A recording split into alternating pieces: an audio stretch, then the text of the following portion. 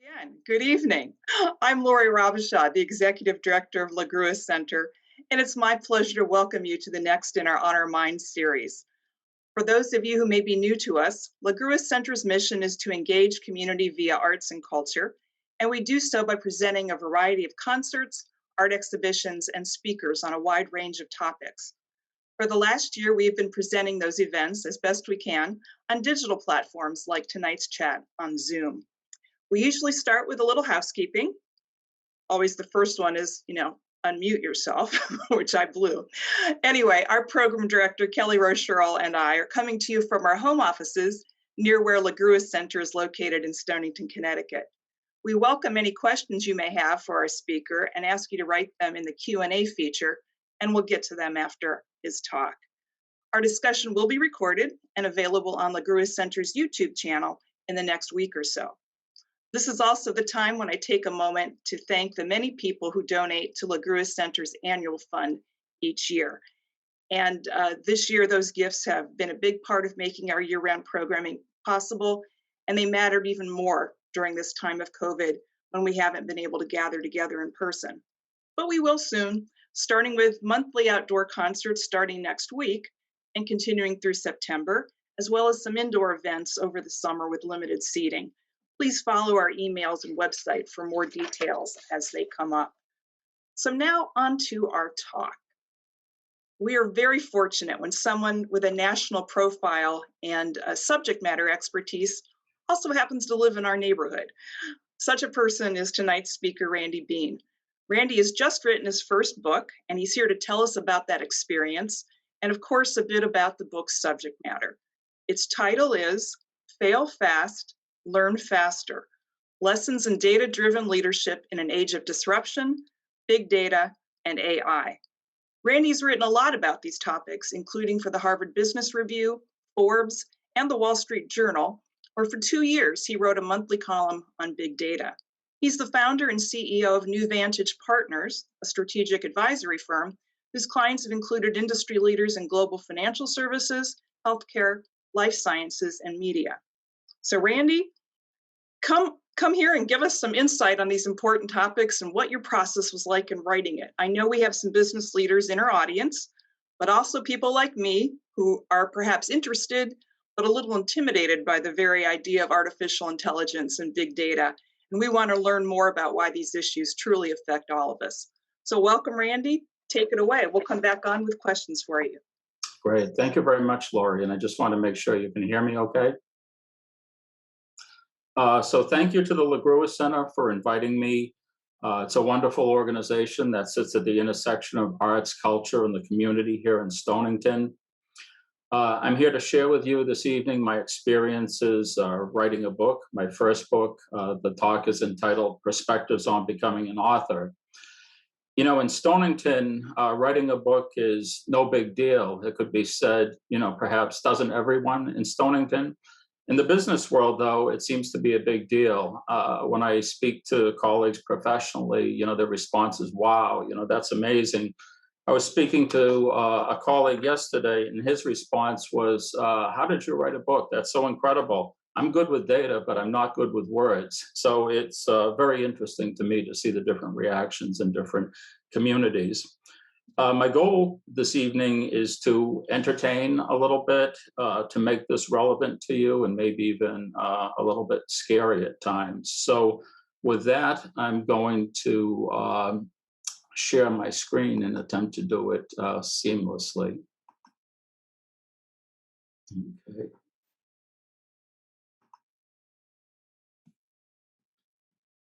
And here we go.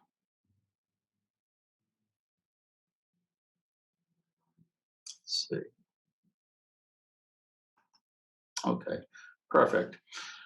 Okay, the topic of tonight's conversation is perspectives on becoming an author. And lesson number one is to leverage local resources. So this is my media photo, and it was taken by Stonington native Francis Hills. And as you can see, it made me look much better than in person. So there's lesson number one. So perspectives on becoming an author. there's a theme that I kept on in mind when I wrote this book, and in all the writing I do, and that is that as perfect is the enemy of good, from the French philosopher Voltaire. And the idea is that, I have to write a lot of articles for various publications, and, you could spend forever perfecting those. But people often ask me, how long does it take me to write an article? And my answer is 1 hour. What I mean by that is I think about it for a period of time. People may have seen me wandering the streets, walking, a lot of that is conceiving an article. But when I sit down to do it, I literally carve out some time on my calendar. It might be 9 to 10 or 11 to 12 or 3 to 4. And I sit down, I write the article. I basically do the equivalent of putting it in a drawer, take it out 3 or 4 days later, shift some things around, perfect the wording a little bit, and then press send. And it's either self-published or it goes off to one of the periodicals that I publish for. So that was also my theme in writing the book. In other words, I was going to spend X amount of time, do the best I could, but there was other things that have to do in life. So that was how I was going to treat this. So I'm going to talk to you this evening about how I came to write a book, the why, the what, the how, what it was like to write a book for me. I can answer the question of whether the book is any good, a little bit about the subject, a lot about the process, and maybe a little bit about what happens next. I tried to include some illustrations along the way, as you can see, a book and writer at work. So perspectives of becoming an author. Why did you write a book? First of all, I had the time because of the COVID lockdown. I'll elaborate a little bit on this, but over the past few years, I've been asked by publishers, because of the articles I write, whether I had interest in writing a book, and my answer was consistently no. But when I was asked this time around, and I'll tell the story now. My first response was no, and then I called the publisher back and I said, yeah, I might be interested. Can I write a memoir? And they said, we have absolutely no interest in a memoir. Would like you to write kind of a how-to book that business executives can learn from. And I thought about that for a bit, and I thought that actually I could turn it into a bit of a business memoir in terms of my career and what I've experienced and what I've learned and what I could share with other people by way of education. So I'll get back a little bit more to that. And I thought I might have a story to tell from what I've learned from my career. And I thought it would be good to experience what it would be like to write a book and to learn from that and to learn about the process of writing a book and to learn whether a book could be successful, basically to learn whether I could do it or not. And I also saw it as something for posterity, basically getting my experiences down in writing. During the COVID period, you never knew what was going to happen, what the future was going to look like. So I figured it was an opportunity to get my experiences down for the future. And the next book, well, we'll see. We'll see how this one does and whether the publishers have an appetite for more. So a little bit on how did you get started, which I referenced here. Publisher contacted me in the fall. I looked at it being a dark and cold winter, not being able to travel places, not being able to go to San Miguel Allende, the Stonington winter refuge where I have been going for the past half decade. So needed something to do, needed something to keep me occupied. So I agreed to write the book. I signed the contract in November 2020. The notion would be that the book would be released just about a year later, so around December 31st of 2021. I agreed per the contract to complete a half manuscript and submit that by February 15th, 2021, and a full manuscript by May 15th, 2021. They asked me if I thought this was possible. I said, I haven't done it before, but I do articles. Articles average 1,000 words a book. They were looking at something in the 50 to 60,000 word range, but I figured that I'd figure it out and determine how to do it. So the original book release date was November 30th or later in the year. What happened was over the Thanksgiving holidays, I started thinking about conceiving the book. And once I conceived it, I started to write it through the Thanksgiving holidays and into Christmas, probably on Christmas Day. And I sent them a completed manuscript on January 4th of 2021, basically the whole book, in effect, 5 months early. And the response was that they liked it and wanted to publish it as is, which surprised me. And we began the process of moving toward publication. So the book was announced on March 1st, 2021. We moved the publication date up to August 31st, 2021, and that's the trajectory that we're on. So why did you write this book? Well, I couldn't write the next Moby Dick or Great Gatsby, which would be my preference, all things being equal, but I don't have the talent of some of my literary colleagues here in Stonington, or some of the literary colleagues that we bring into Stonington through the James Merrill House. So I wrote what I knew about, and I had a front row seat over the last generation, nearly 4 decades, to the information revolution, which I'll elaborate a little bit on. And that was as a management consultant and also working in Silicon Valley and doing 2 Silicon Valley venture-backed startups during the internet era. I had started writing on this particular topic in about 2013, 2014, when it reached a level that people besides experts started caring about it. So in 2014, Wall Street Journal asked me to start writing a monthly column, which I did for 2014, 2015, before moving it to Forbes, and also write regularly, as Laurie mentioned, for Harvard Business Review and MIT Sloan Review. And plus, the timing was right. Now more than ever, which I'll elaborate on, there's an urgency to data, particularly in these times. So what were your goals in writing the book? One was to write a history of the information age, the age of big data. I wanted to write something that was accessible to general readers. In all of my articles, I studied English literature in school, and I went into a technology career, but I never liked jargon in any field, be it technology or medicine or legal or any particular field. And when people greeted me with jargon, I'd always look back at them with a blank expression and say, I don't understand. Can you explain it in language that a general person or a business executive would understand? So in part, this is an education for general readers. Also want to address the question of what's all the fuss about? Why should I care about data and its impact in the world? I also want to make it entertaining, yet informative. So in a way, I was writing for multiple audiences, and I'll get to that in a moment. I also wanted to make it a provocative and a manifesto for action, both people that were in the field and practitioners, as well as people that could be affected by data in their lives, and then tell a story and use anecdotes and examples.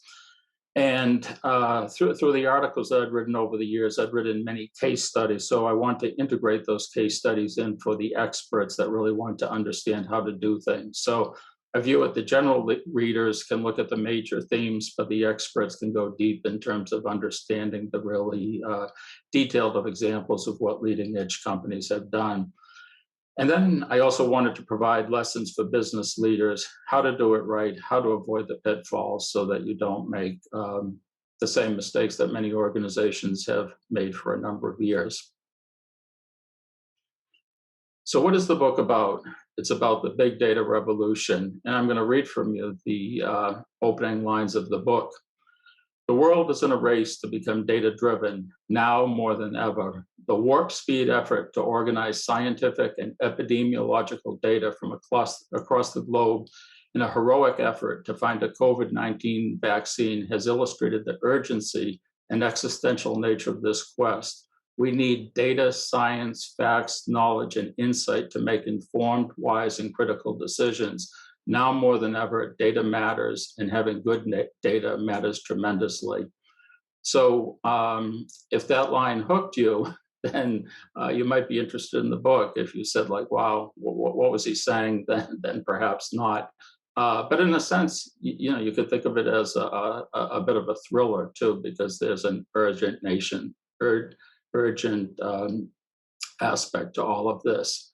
So, why does this book matter? So, here's a little bit of the good, the bad, and the ugly. And these are some quotes from the book in various places. So, the first quote, and I'm actually going to indulge and read some of these. We had all of the data, we just didn't connect the dots. Well, that quote's from the 9/11 Commission. They had all of the data from the various intelligence agencies and agencies of government, but they didn't connect the dots. So we know what the consequences of that were. We will make our decisions guided by expertise, data, and science. And that's actually a quote from embattled New York Governor Andrew Cuomo when he was at 90% poll approval ratings at the outbreak of COVID. Apparently, he didn't always follow his own guidance, but that is a great guidance for anyone in these fields. Follow the expertise, data, and science. Here's a few other perspectives. Big data will create winners and losers and is likely to benefit the institutions who wield its tools over the individuals being mined, analyzed, and sorted. Not all good. In the future, will big data help physicians cure diseases or help health insurers deny claims, make factories and products safer or accelerate layoffs, ultimately spawn some kind of hostile artificial intelligence? And here's my favorite quote. And if we're on Facebook, big data is the big bad of our moment. Companies and governments amass enormous troves of information about our online and offline activities so they can understand them better than we do. Creepy firms like Cambridge Analytica mine big data from websites such as Facebook. Facebook itself seems increasingly creepy, grounded in lying to the public about what happens to the data it collects. This is a quote that I quote in the book. Here's another good one. So if there's all of this data, how come it doesn't look like anyone is getting any smarter? Good point. And then there's just a few other quotes about the impact of data across industries and in the world. Companies like Amazon, modern predators, consuming market value by feeding on legacy prey, and so forth. And also the bold will work aggressively to inherit the industries of the future. So a lot of food for thought here that has implications for everyone. And I tried to add some illustrations here. This is from Delacroix, and it's the people storming the Bastille or whatever the case was during the French Revolution. So this is a different kind of revolution. How is the book relevant to me? First of all, the amount of data proliferates exponentially with each successive year, with each successive week and day. So the volumes of data and the rate of data growth is accelerating enormously. It's touching across all industries and impacting our daily lives. And I tried to put several illustrations here. One of the ones you'll notice, you'll see Brad Pitt and Moneyball. I would joke to people when I started writing about big data, I said, now I'm the new Brad Pitt. And what I do is Moneyball for business. But the notion here was that in professional sports, they started to look at data, be it baseball, football, basketball, and other sports to see how they could optimize and actually radically change some of the games, change the assumptions based upon the data that they had. There's also some examples from political polling. You see something from the presidential election or some presidential election. So they're collecting massive amounts of data. And people were looking at this data and either feeling relieved or anxious based upon the data on a particular day. Also on this page is a COVID-19 dashboard, data dashboard. It looks like it's from Malta, but I know that many of us a year ago at this time were feverishly looking at these dashboards for our states, for our individual communities, for our country and globally to figure out were things getting better, were things getting worse, and how bad or how worse. There's also a visual here about a pharmaceutical lab and how data was used to accelerate vaccines and cures for various diseases. And then there's a big data dashboard of some kind, and you see these for many different industries, whether it's tracking market for performance of various products and services, or whether it's tracking governmental data. There's a there's an old joke, and I'll see if I can tell it intelligently here. And that was my wife, Beth Black, who many of you know. When people asked her what I did, she said, I don't understand it. I think he works for the CIA. And then what happened was the national security agencies got in trouble for gathering all kinds of data, and the joke became that I worked for the National Security Council or something like that. And then Facebook started gathering all this data. So somebody joked, well, I guess you were working for Facebook all along. So it's a bit of a mystery. Perspectives on becoming an author. Who did you write the book for? So essentially there were 4 audiences I wrote the book for. And here's visual depictions of those audiences. So the first was CEOs, senior executives, corporate boards, business decision makers, basically making a complex subject, a technology-related subject, data, AI, analytics, big data, intelligent to them. Sometimes I tell the story of going into organizations, and I'd go in with some of my technical colleagues. One of my colleagues was a MIT PhD in high performance computing, and they'd elaborate on all the theorems and so forth, and ordinality and cardinality of data and all these obscure terms. And then at the end of the meeting, the executive would turn to me. I'd never said a word through the meeting, tap me on the arm and said, what did that mean? And I'd say, you can do it faster and more cost effectively. And be great. Now I understand it. So it's a challenge for business executives and senior executives to understand why this makes a difference to them. But I also had to make the book relevant to industry professional, and that's the thousands, hundreds of thousands, and millions of workers worldwide. They've said that data scientists have become the sexiest job of the 21st century. So I had to have enough meat and examples in the book so that the practitioners, workers, students coming out of universities who are studying these topics would have background and lessons that they could learn from so that they could avoid the challenges that others have faced. And, the biggest challenge in this business, contrary to expectations, has nothing to do with technology, and maybe not surprisingly to some, it has everything to do with culture. In other words, people, how organizations are aligned, cutting through the jargon and making things intelligent. How do you change people's jobs? What is the benefit for them to do things differently? I also want to communicate to general readers, to laymen, help educate and understand the general public on what all the fuss is about and why any of this matters to them. And then I guess finally, I wrote the book for myself to satisfy my goal, my personal goal to write a book and satisfy my need to say my piece. How did you decide on the title? Well, it appears that War and Peace was taken, so I had to look for something that was bold and provocative. And I really want to convey something about learning from experience, this idea of nothing ventured, nothing gained, live and learn, trial and error. In the data field, the big concept is test and learn. So I both want to capture a title that general readers could relate to, but also something that people in the field could learn, could relate to as well. And there was this quote, and it's from the Irish playwright Samuel Beckett, and he wrote Waiting for Godot, by the way. But I didn't first learn this quote from a deep immersion in Samuel Beckett. Rather, I saw it tattooed on the arm of a championship tennis player, Stan Wawrinka, the Swiss player who's won 3 major championships.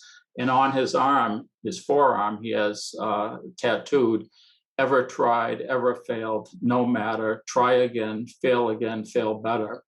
And that's basically a metaphor from learning from experience. I have 2 other quotes here. Failure is the founder of innovation, from the futurist Paul Sappho. And then the Facebook mantra, which is move fast and break things. So innovators don't advance, they don't succeed unless they try things. And there's a lot of failure that informs those learnings. So what I arrived at as a quote for the book, and this was kind of a tip to the tip of the hat to the writers that come by the Merrill House, getting in a literary quotation, but also to this general audience of technologists and business people and data people. And it's a mouthful. And Laurie did a very good job of articulating it. So, fail fast, learn faster, lessons in data-driven leadership in an age of disruption, big data, and AI. So I was trying to accomplish a few different things, come up with a cool literary start at the beginning, fail fast, learn faster, satisfy the publisher's need for a how-to book, which is lessons in data-driven leadership, and also my desire to write a history about this period, the past 40 years, and also the next generation coming ahead. So hence the age of disruption, big data, and AI. So what was the process? So the first for me was to distill the major themes. I was used to writing 1,000 word articles, but 50,000 word book was a different process. But I realized I could do it once I broke it down into basically 10 key themes, which I could then organize by chapters. So instead of writing one 60,000 word book, I could write whatever the math is, 12 5,000 word articles. And plus, since each chapter, half of the chapter is filled with case studies that provide the illustrations for the major themes, I was really able to leverage another 20 or 25,000 words of stuff that I'd previously written and reconfigure that for this book. So I really just had to write about 20 to 25,000 new words, which were a synthesis of all this material. Because some of this material, particularly the case studies, I'd previously published in Wall Street Journal and Forbes and MIT Sloan Review and Harvard Business Review, I had to obtain the publication's permissions, but it turns out that I had the copyrights all along, so it was more of a formality.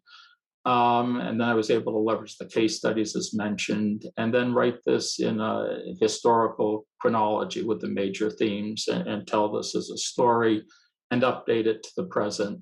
And so here I depict all of these things that I've written or thought about in the past going into a blender, and out of that pops the book like magic.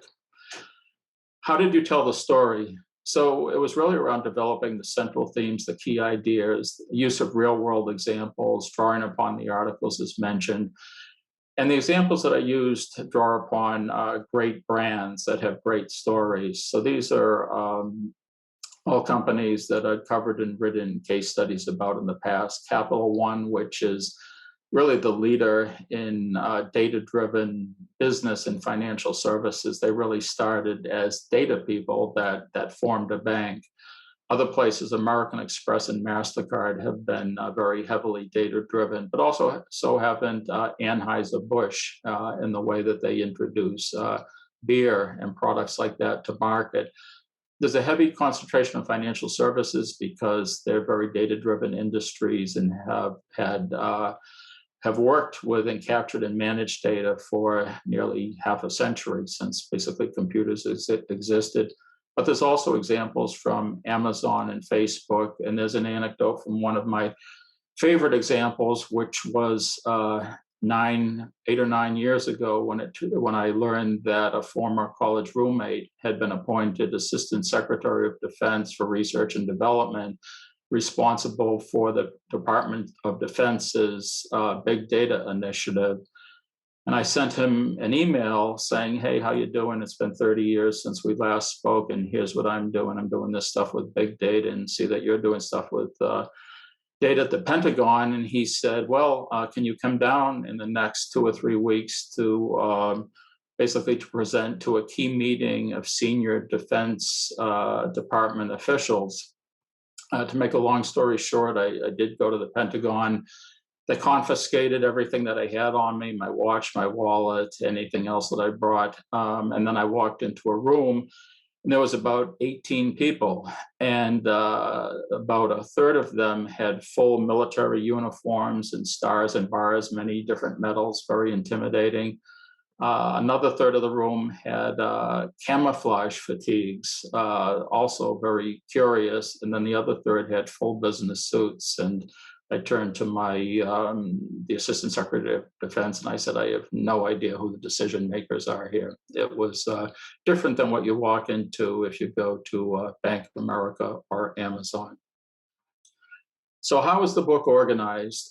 First of all, I had a colleague of mine, Professor Tom Davenport. He's a noted professor. He wrote a business bestseller, Competing on Analytics, which is one of the major business bestsellers of the past 20 years.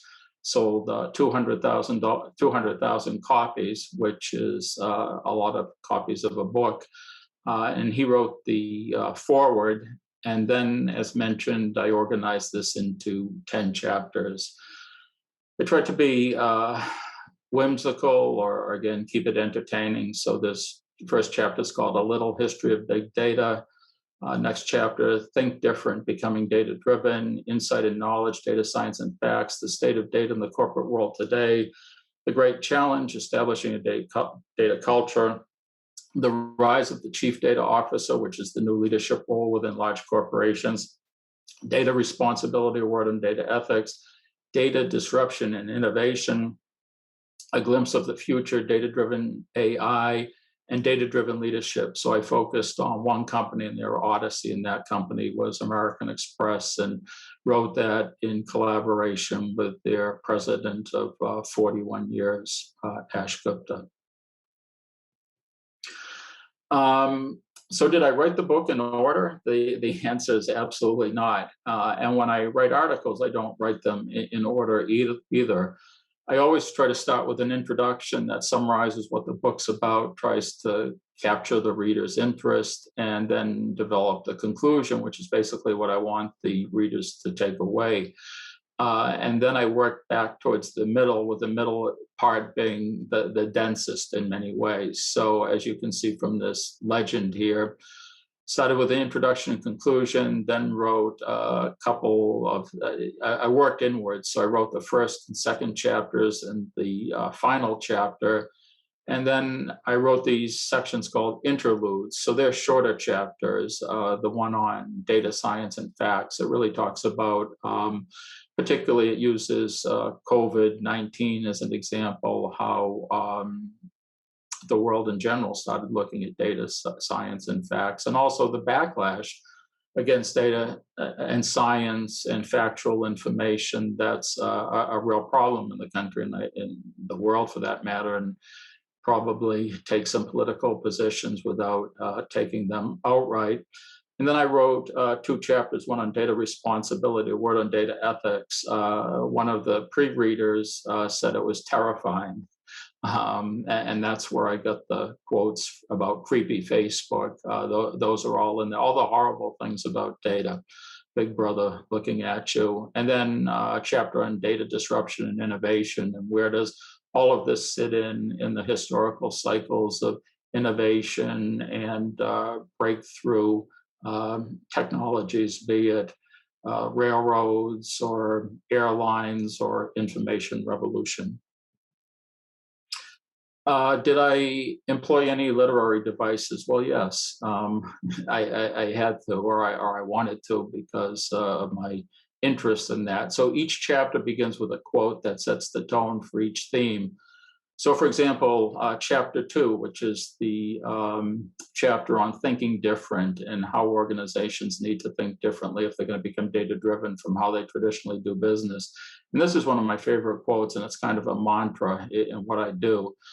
It's from the Apple Computer Think Different advertising campaign of 1997, where they featured various people like Albert Einstein and Bob Dylan and others. And it says, "Here's to the crazy ones, the misfits, the rebels, the troublemakers, the round pegs in the square holes, the ones who see things differently. They change things. They push the human race forward. And while some may see them as the crazy ones, we see genius, because the people who are crazy enough to think they can change the world are the ones who do." So that's a major theme in the book. Chapter 4 is on insight and knowledge, data science and facts. So I found this little quip from Mark Twain where he said, "Lies, damn lies, and statistics." Chapter 8 on data innovation and disruption. I had this quote that I've used in the past from Ernest Hemingway, from The Sun Also Rises. One of the characters is asked, "How did you go bankrupt?" And they say 2 ways, gradually and then suddenly. which is a good metaphor for how disruption happens. In other words, a lot of these things creep up on organizations. Organizations say, oh, we don't have to change. We've been doing things the same way for 50 years. But the world's changing around them, and all of a sudden it catches up all of a sudden. And chapter 9, a glimpse of the future. That's where I talk about data-driven AI, and I found this nice quote from F. Scott Fitzgerald. I hope you see things that startle you. I hope you see things that you never felt before. So creating that sense of mystery. How did you design the book cover? Basically, working with the publisher, which is Wiley and Sons, major publisher. They came up with 5 different designs, and I solicited some people, including some people from Stonington that had backgrounds in graphic design. And back to the lesson I mentioned about leveraging local resources, following that lesson, because Chip Kidd, who designed the cover for Jurassic Park, plus a number of other notable books, and he's known as the rock star of book cover designers, and knew him through the late Sandy McClatchy, who was his partner. When they came up with these 5 models, I reached out to Chip Kidd, not knowing whether he'd respond back or not. And I said, which of these 5 do you like? And he said, absolutely the one that was picked. And that wasn't the first choice of a number of other people, but once Chip Kidd weighed in, we all thought about it, and that's what we settled on. I was partial to red and black anyhow. I thought it was like more dramatic, and I was trying to create a dramatic book. So I feel good about the outcome. And the publisher said, by the way, you're the first author who has ever come back to us with Chip Kidd's choice for book covers. So it gained me some notoriety and celebrity within Wiley. And the last thing that tried to do was to go out to the industry, people that had high profiles, to get what's known as blurbs for the book, advanced praise, and have these, and created a landing site for the book. It's called failfastlearnfaster.org. And on that site is the full quotes from, I believe it's, 15 or 16 various people in the field, but there are a variety of people. So for example, David Edelman, who I first met working at Bank of Boston when I was 22 years old. We were both interns at that time. He went on to become a senior partner in McKinsey and chief marketing officer at places like Aetna. And he provided a very rich quote, but sampled it here: inspiring, terrifying, should be required reading across C-suites and boards. Another quote here from Allison Segraves, who's a chief data officer with an industry and a global top 100 innovator and a global data power woman. Randy Bean is the preeminent writer on the modern data revolution. Jeffrey Moore, who's one of the best-selling business authors of the past 30 years, he wrote a major work, Crossing the Chasm, which became a Bible of Silicon Valley. He actually has a PhD in English literature, but he's gone on to be a coach to the major startups in Silicon Valley. And he wrote a wonderful horde of business anecdotes. Big data is indeed crossing the chasm. Another very notable set of writers were Martha Rogers and Dawn Peppers. And through Trish Watson here in the borough, I was able to reconnect with Martha Rogers, who I'd known in a previous professional life. They wrote their big bestseller, The One-to-One Future, and they provided a nice quote: a whirlwind tour of real-world business cases. If you want to learn fast yourself, then start with this book. I also went to people that were social media people that now had big followings on social media, who were kind of the new generation. One of those is Cindy Housen. In the industry, she hosts the Data Chief podcast, and she said, Fail Fast, Learn Faster is both inspiring and cautionary, a must-read for CEOs, chief data officers, and all data and analytics leaders. And then lastly, one more from a very different world. This is from Cameron Kerry, who actually served in the Obama administration, and his brother, John, ran for president of the United States. And he's now a fellow at the Brookings Institution, does a lot of work on data privacy. And he said, lively, explores how data has become an essential element of business strategy in the 21st century. So all of these are part of the phase of the process that I'm focused on now, which is how do you sell the book? The publisher would like to create a business bestseller. I'm all for that. Why not? So we created a book landing page, failfasterlearnfaster.org. We made an industry announcement. We started selling it in advanced sales on Amazon. So you could go into Amazon, pre-order the book. You can see the various blurbs. Through the publisher, we also established a relationship with a discounted bulk sales distributor. So one of the things that we're trying to do is go to major corporations, the General Motors, Bank of America, MasterCard, organizations of that kind, saying, hey, if you want to educate your organization to be data-driven, buy this book and put it in the hands of all your employees. So if any of these large organizations bite and buy 100 books or 1,000 books or 5,000 books, that's your path to a business bestseller, and doing it with some of the universities as well. I've been doing a lot of podcasts and virtual interviews and focused on a global audience. So there's a lot more people in India and China and other nations than there are in the United States. So I've been doing podcasts for Singapore and a couple in the UK this week. And I think I'm averaging about 3 a week. So targeting corporate book sale buyers, scheduling pre-release events, promoting globally, doing a lot on social media and industry events. In June, we go into the 90-day countdown, and August 31st is the release date. In sum, this is the newest entry into the literary pantheon: Moby Dick, The Communist Manifesto, War and Peace, The Great Gatsby, and now Fail Fast, Learn Faster, Lessons in Data-Driven Leadership in an Age of Disruption, Big Data, and AI. So, and as mentioned, on sale now at Amazon.com. Thank you very much for your time, and would be delighted to answer any questions for you. Oh my gosh. That's wonderful, Randy. Go ahead. You can stop sharing and bring your face back up on here. Okay. That's you did such a great job. I may not have that many questions because you were so comprehensive, but I urge our audience to put their questions in the Q&A down there if they have some. And I'll go ahead and start, but I'll certainly say I think you sold a few books here tonight. This was really pretty interesting about your process as well as what's in the book. Well, let me go back just, a lot earlier, because this is still, we're talking about collecting data and computers and all that. And I think we're in the same age range. When we were in college, the big mainframe computers, and you're studying literature anyway. What were some of those first jobs, or what made you think this was a direction you wanted to go in? You mentioned Silicon Valley, I imagine pretty early on there. Can you make that transition a little bit? What fascinated you about this field, and how did you kind of get into it? Yeah, absolutely. If anybody happened to see the interview I did, the Easy Chair with Westerly Sun, Yes.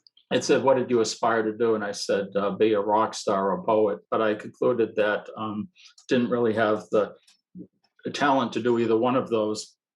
And I studied English and history, but I was practical too. So when it came time to get a job, I said, I want to go with a really large company and learn whatever it is that the large companies do. And I was kind of attracted to financial services. So I went to work for Bank of Boston, Boston-based bank, founded in 1784, now part of Bank of America. And where the jobs were on two sides. You could either be a commercial lending officer, or they trained you to be a technology person. And Bank of Boston was so traditional that you had to be able to immediately trace your lineage to the Mayflower. Later, when they had Ancestry.com, there's some convoluted thing. It appears that maybe I did come over on the Mayflower, or people did, but at the time it wasn't. I wasn't Randall being the fifth. And so they steered me into the technology side of things, which was a lot of really bright people from great schools, and basically for several years they trained us. They trained me to be a COBOL programmer, which was the last thing in the world that I ever imagined I would be. And I turned out to be good at it, to my surprise. And they liked the way that I wrote the code because I wasn't really interested in the technology. So I wrote it like English language sentences, which made it very easy to maintain. And the cost to maintain was much less expensive than computing power. So I wrote code that was cost effective for the organization. So if it was up to them, they would have had me writing code forever. But I was interested in really understanding the business. So I moved on to the strategic planning side. And then I went, I should mention one other thing in answering this question. So when I was doing the programming, I wasn't so much interested in the programming, but basically what you're doing is you're moving data. So I said, this data is kind of interesting. You have all this information on your customers. What do you do with this information? They said, oh, the regulators make us store it for 7 years. We put it in a vault, and after 7 years, we can destroy it.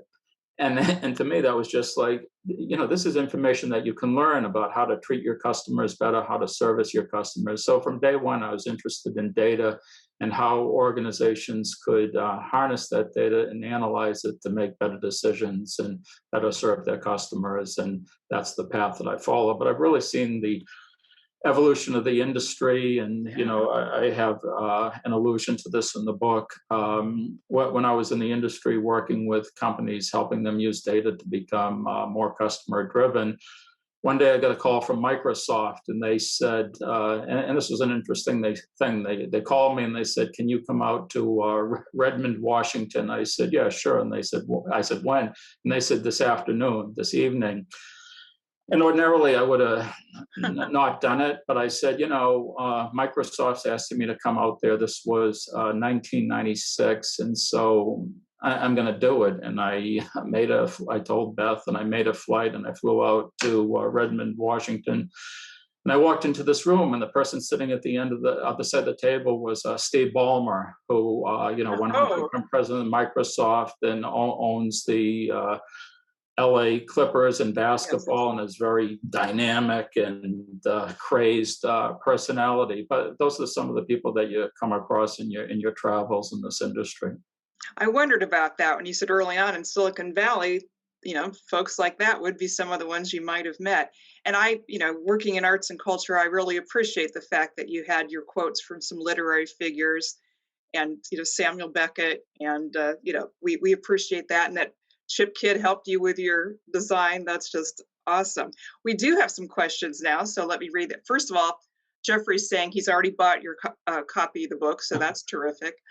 From Bruce, we have the Obama administration mandated electronic medical records with much potential. It ended up creating thousands of silo databases that don't talk to each other and are used mainly for billing.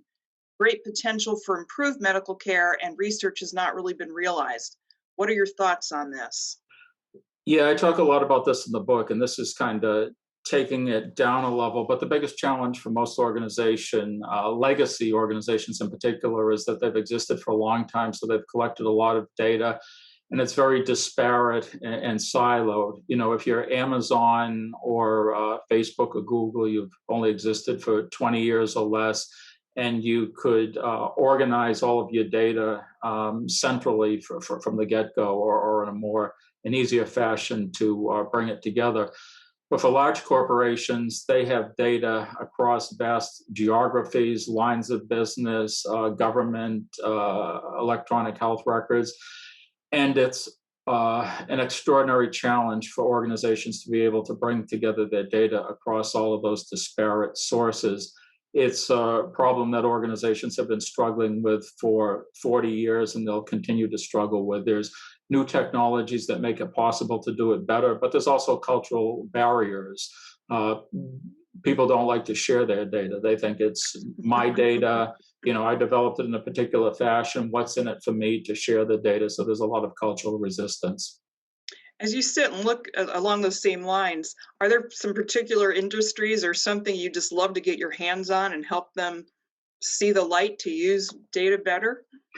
Well, financial services is a very rich data industry, but they move slowly, and they're risk averse. But when they do it well, they do it among the best. The explosion right now is in healthcare and pharmaceuticals and life sciences. And a lot of this has actually been driven by COVID and the rush to develop vaccines and new products. And so pharmaceuticals and life sciences companies are relatively new to big data and analytics in the scheme of things, but they're moving at a very rapid pace. So there's a lot of learnings that are taking place and a lot of demand for data professionals and expertise and counsel. And speaking with the medical topic, Ruth congratulates you on a great presentation, but she's interested in knowing, do you think you'd have written this book if COVID hadn't happened? Oh, well, it's funny now that we're coming out of it. I'm in some ways, it's strange to say, starting to miss it. Yeah, I gonna have to start going to the dry cleaners again and getting my shirts laundered. You adapt to these things, and I probably would not have had the time or inclination if it wasn't for COVID. It was really the prospect of going into a second COVID winter. And not to describe this stuff, but last year my goal was to read a bunch of things that I'd never read before, or reread some books. And I keep track of how many books I read. So I actually read 53 books last year, and but I wasn't interested in reading another 53 this year, so I decided to write one instead. That makes a lot of sense. Jeffrey asks, do we have too much data? Proverbial drinking from the fire hose. What's the key to data mining? Oh yeah, there's well, that's the problem. There's too much data, and it's hard for people to identify what's the most important data. It happens all the time.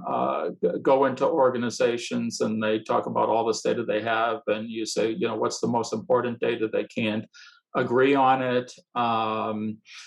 So it's a huge challenge. It's getting to those nuggets of wisdom, and most companies consistently fail at it or don't do a good job.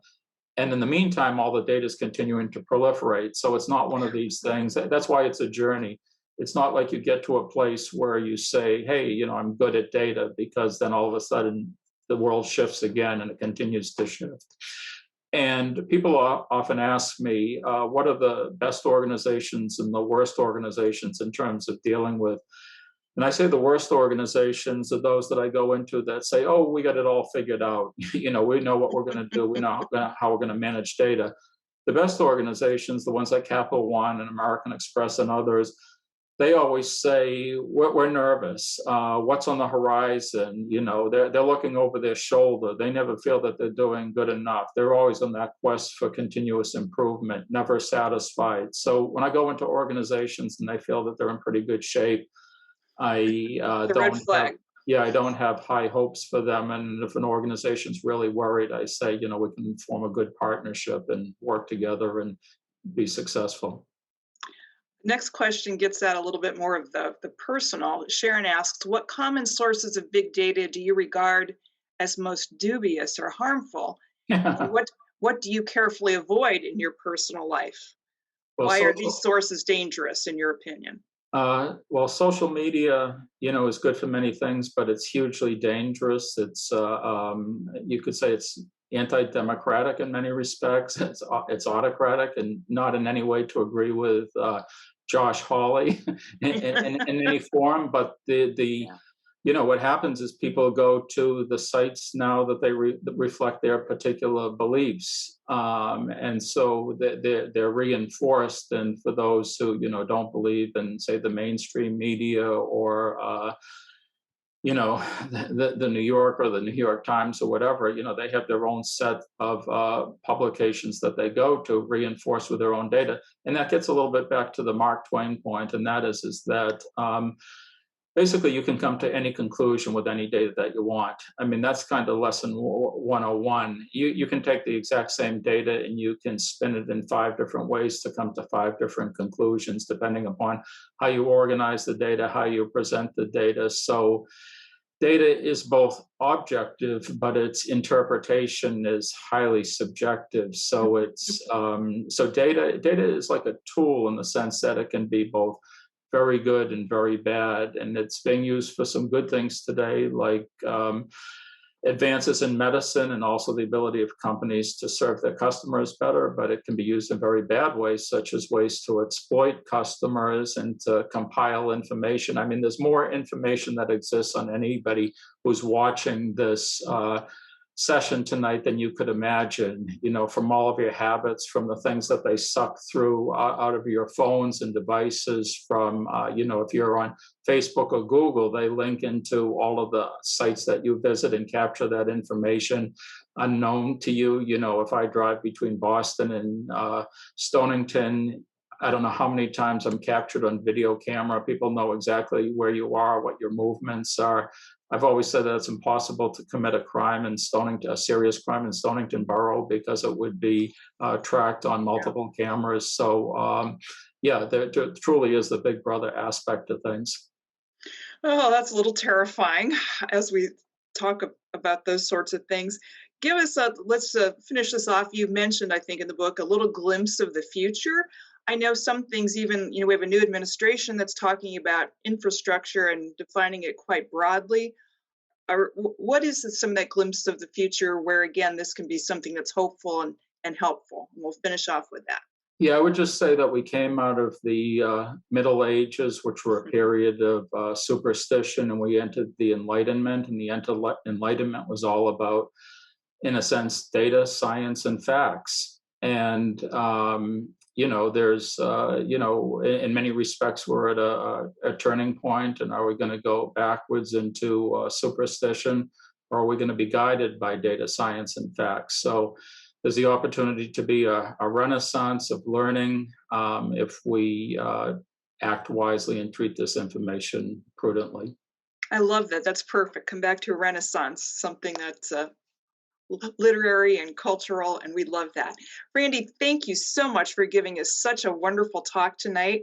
Audience members in the chat, Kelly did put a link to some of the pre-sales of Randy's book. I know many of you are going to want to get it when it comes out at the end of August. So I'll just say thank you to our audience for coming in here. And again, Randy, we were so delighted to have you here tonight. Thank you, and good luck with everything else that's going on in this journey to get to publication. Good night, everyone. My pleasure. Thank you, everyone.